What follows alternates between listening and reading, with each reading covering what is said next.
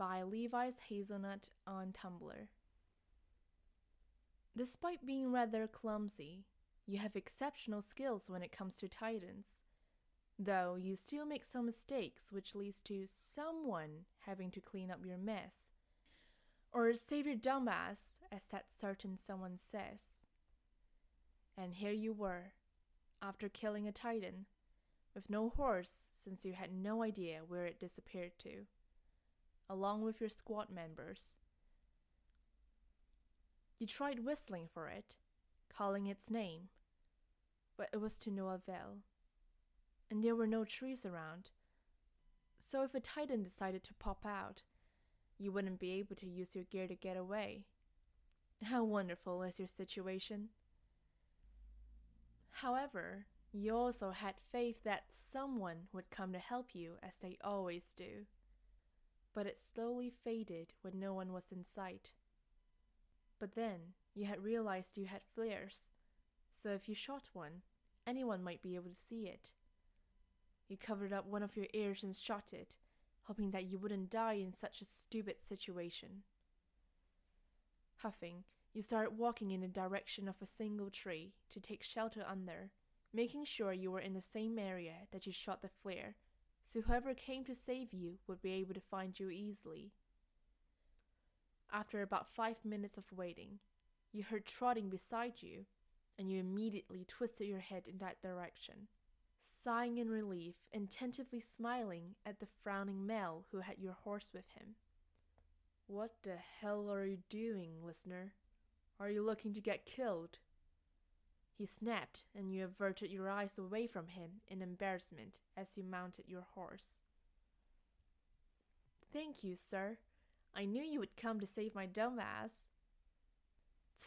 Obviously. Who else can put up with your ridiculous stupidity? Come on, we need to get back into the formation.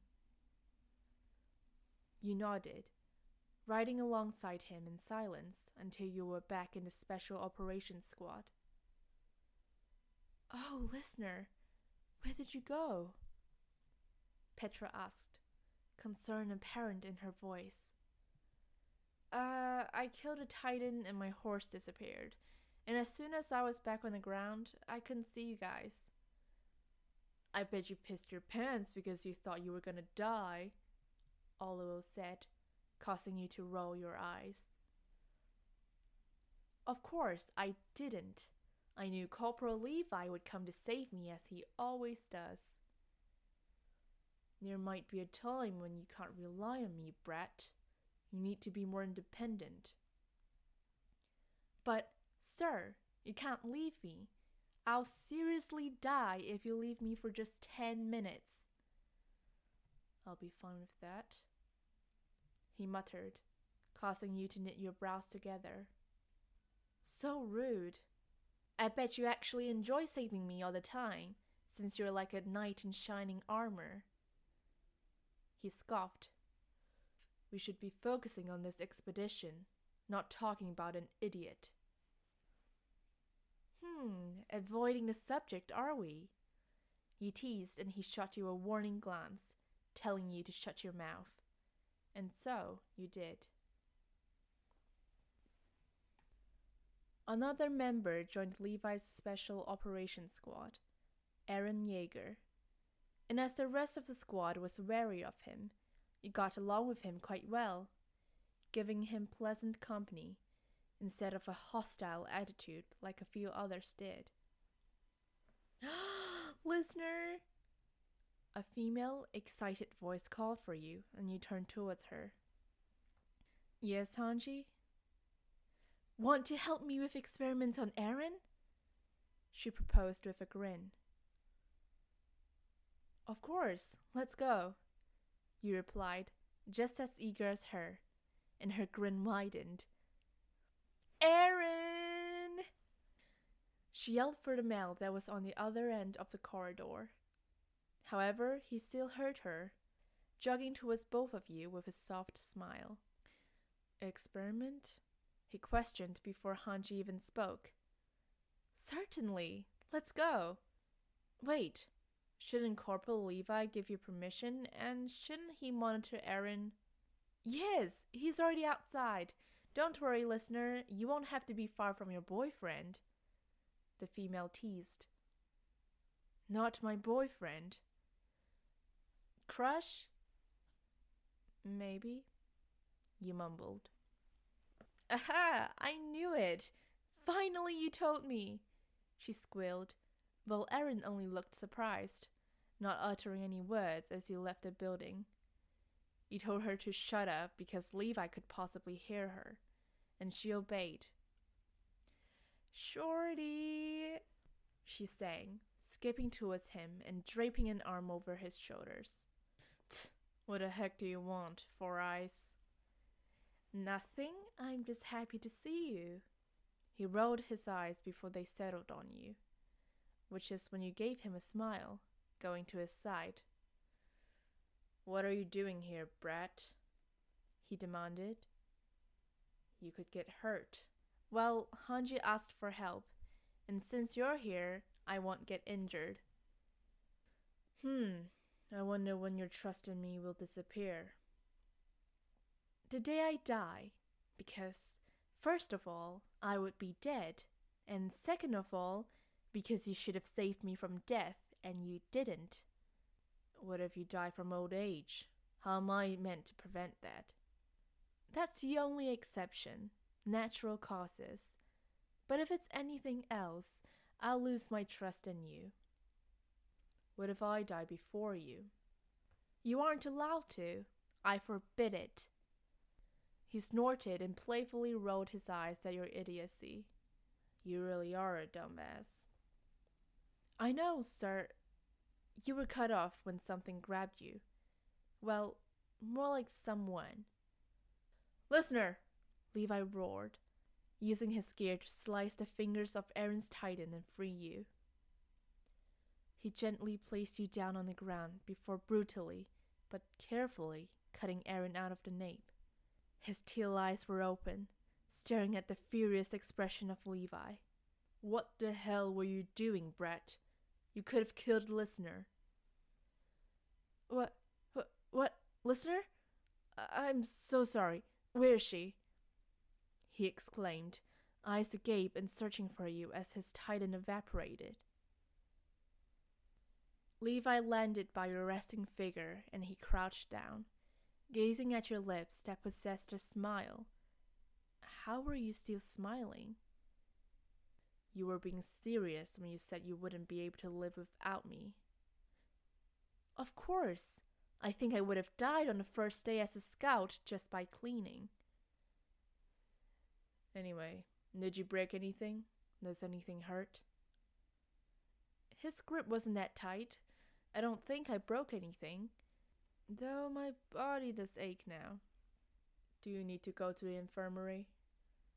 No, I'll be fine. You told him and sat up slowly.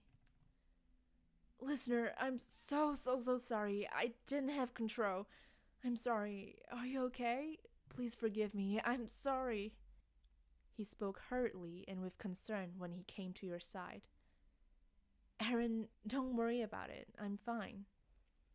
Thank God, he sighed. I'm sorry. Stop apologizing. You weren't in control. It was an accident. I would punish you, Brett, but listener would probably get annoyed if I do. Definitely. You know me well.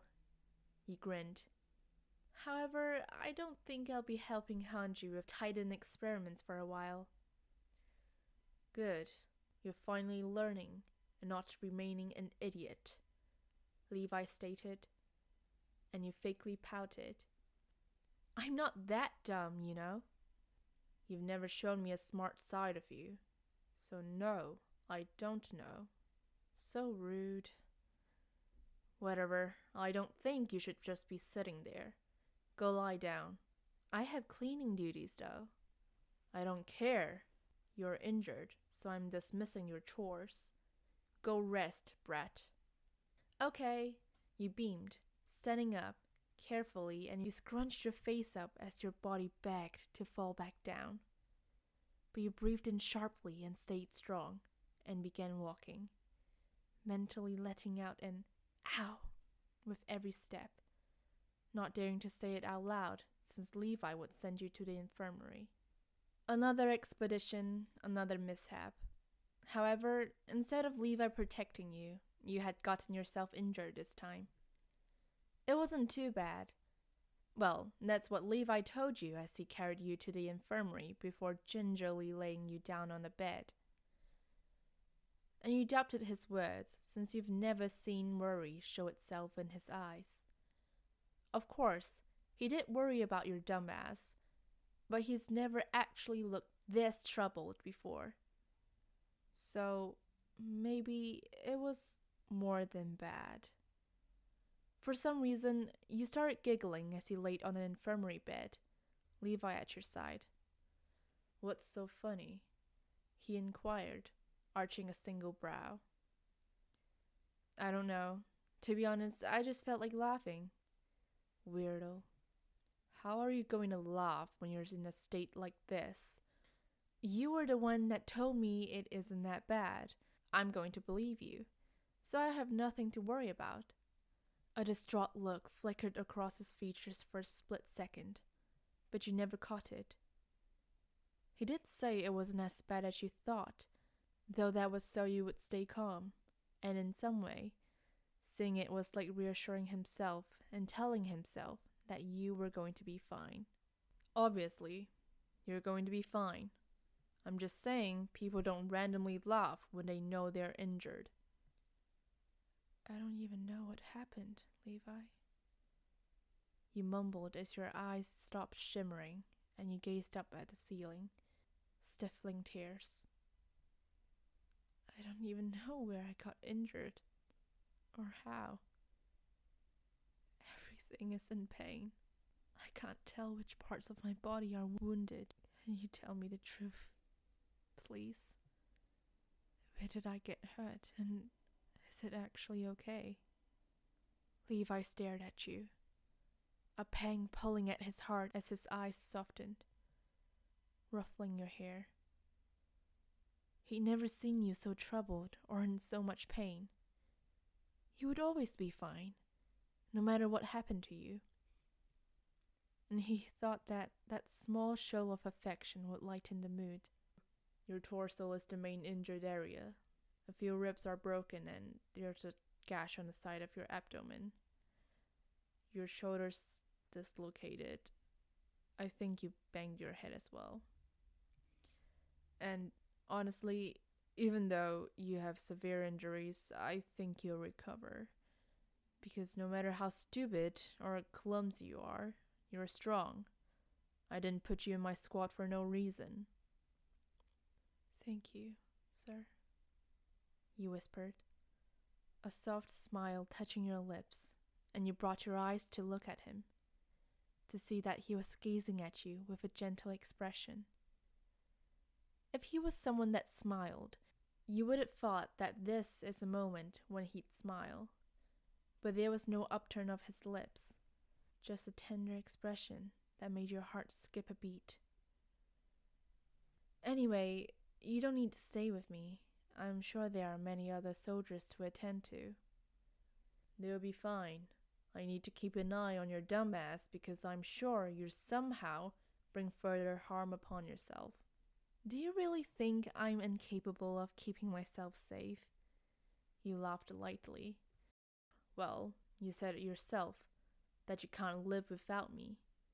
I'm only going to believe you." He responded, using your words. "Does that mean you'll marry me?" You taunted, eyes glistening once again. "Idiot. Why would I marry someone like you?" "But then, say we get married to other people.